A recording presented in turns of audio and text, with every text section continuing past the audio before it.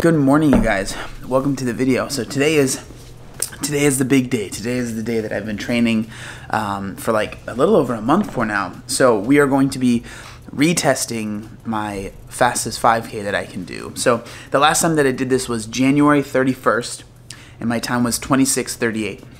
So obviously, hopefully, I'm going to beat that time today. But before that, I'm gonna drink this coffee.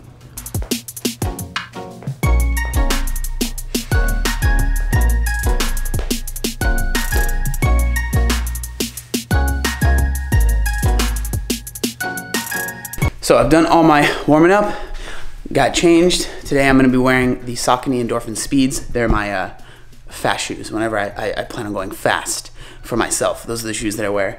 So what we're gonna do is we're gonna do a little bit of like a warm up, 15-minute warm up, and then we're gonna get into it. I'm gonna be doing it at a trail that's near my house. I don't really have access to a track, so this is like the best option. It's relatively flat for about a mile, so I usually just kind of go back and forth on that mile. But man, I'm not gonna lie, I'm pretty nervous just because I want to do well. It's just how I am. But here we go.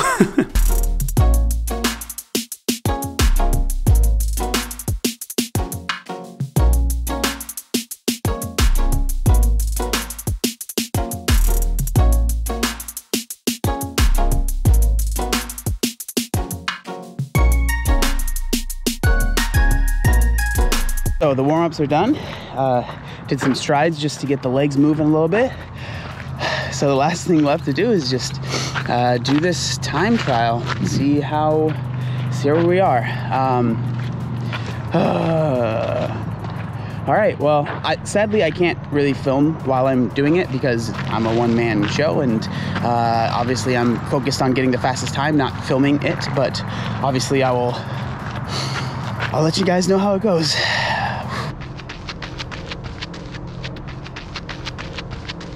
All right, and we're done. Whew. So my time was like just under 25 minutes. So that's like what, a minute and almost 50-second improvement. I was kind of hoping I'd be a little bit faster. I don't know if that was me being a little bit just too sure of myself, but all in all, I'm really happy with that effort. I went out a little bit harder than I did last time. Last time I did the 5K, I was way too conservative, and I felt like I had way too much just like energy at the end. So I think I did a little bit better here. It's a little bit hard though, because when I'm running back on the second mile, it's just a slight uphill. So it like, my pace on the first mile is really fast, second mile is usually a little bit slow, and then third mile is a little bit faster. So it'd be nice to actually be able to get to a track. It's just hard because they're still really hard to come by and kind of closed right now. But all in all, really, really happy. Under 25-minute 5K. Yeah, we're just gonna keep building on that. All right, so the run is done, and now it's been a little bit of time actually. I had to come home, shower real quick, and then I had to swim like directly after the 5K, which was interesting, but we got it done. But I kind of wanted to give a little bit more of a kind of wrap up of the 5K. So the first thing that I want to say is obviously I am really happy with the result, but there are some caveats there. I do think that I left some time on the table, but you know, I'm not like mad about that, but it is something that I really do feel like I did. So the first thing, as far as like the training leading up to the run, it was actually pretty crazy, because it was, when we first started the training, I was like, how in the world can this type of training help me get a faster 5K? So what I mean by that is when we first started, like I did my first 5K, it was like 26:48 or whatever. And then after that, pretty much I would say 90% of my running has been very low heart rate, really slow miles, like sometimes 11, 12-minute miles. And I remember going on these runs and just being so confused as to how this could help. And along with that, we were working on my cadence, we were working on my form. So there was like a lot of stuff that we were working on at the very beginning, and I was just like, there's no way, I'm running 12-minute miles, there's no way that I'm going to be able to run a 5K faster. Like, this makes absolutely no sense. There's a few things that I think helped me, you know, get a little bit faster of a 5K. The first thing was increasing my cadence on my running.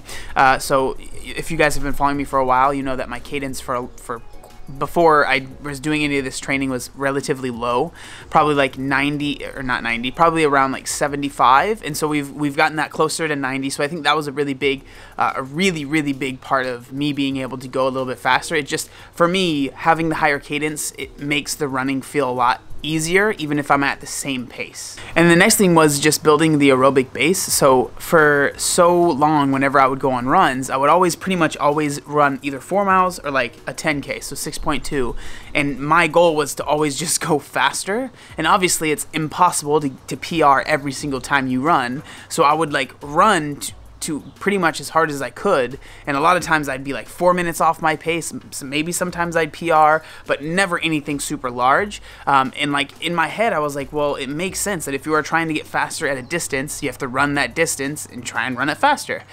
So doing all of these really low heart rate miles, sometimes the runs only end up being 2-3 miles, and I was just like, there's no way that I could get faster doing this. So something that made a lot of sense to me when it was explained when it comes to like building your aerobic base is, instead of focusing on the top high-end speed that you can put out, focus on getting your low-end slow speed as fast as you possibly can, and that's basically like working on your heart rate. So working on a lot of really low heart rate miles, but eventually going from, say you're doing your low heart rate mile time is normally like around 11 minutes, and then just slowly increasing that over time, so then you're able to run a 9-minute mile, and it's not like causing you to feel like you're dying. You feel like you can go forever running at a 9-minute mile, and that's basically what we've been working on. So it's just crazy because we didn't do really any speed work. We weren't doing really much like workouts or anything like that, like sprint 400 meters and then rest. It was all just really low heart rate running,